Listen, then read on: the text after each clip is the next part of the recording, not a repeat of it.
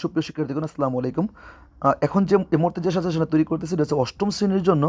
তোমাদের আছে application writing, seat in the school hostel আর টেস্টমোনিয়াল, এই দুইটা পার্ট তোমাদের আছে।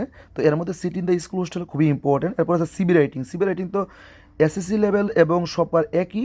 তো অ্যাসিস্ট্যান্ট ইংলিশ টিচারটা পড়লে তোমরা সবগুলো দিতে পারবা। আর প্যারাগ্রাফ হচ্ছে তোমাদের a winter morning, a good teacher, a village fair. এই তিনটার মধ্যে এই উইন্টার মর্নিং এবং এই গুড টিচার বেশি ইম্পর্টেন্ট। তো এই উইন্টার মর্নিংটা বেশি ইম্পর্টেন্ট আমার কাছে মনে হচ্ছে। তো তোমরা পড়ে যেও সবগুলো। আর যাদের কাছে রিটার্নটা নাই আমি দিচ্ছি সবগুলো রিটার্নটা একটু দেখে রাখো। তোমাদের কাছে যাদের কাছে রিটার্ন নাই সহজ করে একদম লিখে রাখছি, আমি রিটার্নটা দিচ্ছি। যারা ক্লাসগুলো দেখতেছো একটু ভালো করে দেখো যেমন রিটার্নটা দিতে পারো। রিটার্ন পার্টগুলো আমি তোমাদের জন্য সুন্দর করে একদম উঠিয়ে দিয়ে রাখছি। এই দেখো, ইউটিউবের ভিডিওটা বারবার যদি রিভিউ করে দেখো তাহলে তোমরা সহজেই লিখতে পারবা।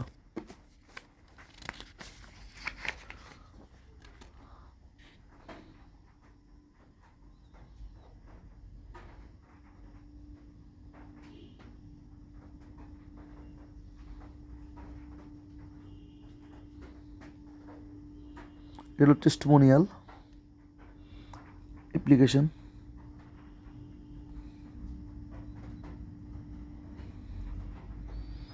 একবারে সহজ করে লিখছি, তোমরা আশা করি পারবা। এরপরে আছে তোমাদের সিবি রাইটিং। সিবিটা দেখো, ইংলিশ টিচার।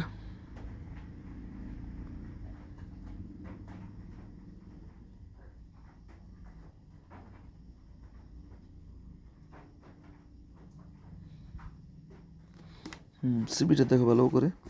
আর এখানে সিবির যে মূল কাঠামোগুলো এটা আমি আমার নাম লিখছি। এখানে তোমাদের নাম, তোমাদের বাবা মার নাম, তোমার এলাকার নামগুলো তোমরা দিবে। হ্যাঁ, এটা হচ্ছে কাভার লেটারটা। ওইটা কাভার লেটার হচ্ছে সিবি কারুকালাম বা এটা জীবন বৃত্তান্ত। এটা দেখো কীভাবে তোমাদেরকে ক্লাসেও আমি বুঝিয়েছি।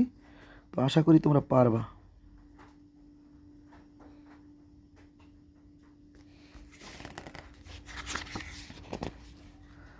যাদের কাছে নাই দেখো তারা সহজেই এখান থেকে শিখতে পারবা। এই গুড টিচার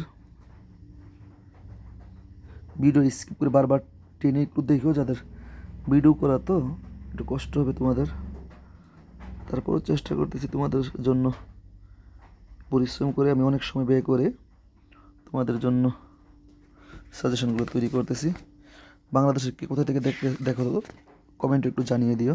আর তোমাদের কী সাজেশন প্রয়োজন, কোন সমস্যা থাকলে আমাকে জানাও কমেন্ট বক্সে।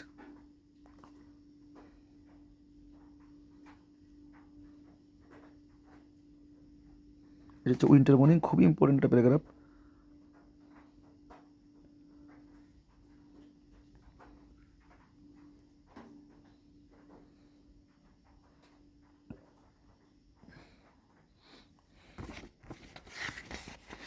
এবারটা হচ্ছে রিটেন পার্ট।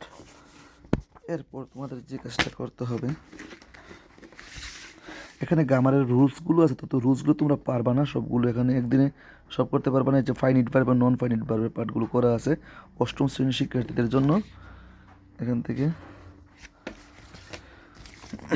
এরপর তোমাদের দেখো একটা কবিতা আসবে, shall I compare thee to a summer's. এই কবিতাটা খুবই ইম্পর্টেন্ট, এখান থেকে তোমরা অনেক মার্ক পাবা। তোমাদের মেন বই ইয়েটা আছে, কবিতাটা আছে। এছাড়া মেন বইয়ের বাইরে গিয়েও কিছু তোমাদেরকে সাজেশন তৈরি করেছি। তোমাদের গামার পার্টটা দেখাচ্ছি, গামার অংশটা এখান থেকে কী কী করবা। কোহেন্সিভ ডিভাইস, এটা হচ্ছে তোমাদের মেন বইয়ের দ্বারাও ক্লিয়ার দেখা যাচ্ছে কিনা 114 নম্বর পৃষ্ঠার 114 নম্বর পৃষ্ঠার 1 নংটা দেখবা গামার বইয়ের লেকচার গাইডের 14 নম্বর কোহেন্সিভ ডিভাইস। এগুলো তোমরা বের করবা। এরপরে 145 নম্বর পৃষ্ঠার 5 এবং 6, 5 এবং 6।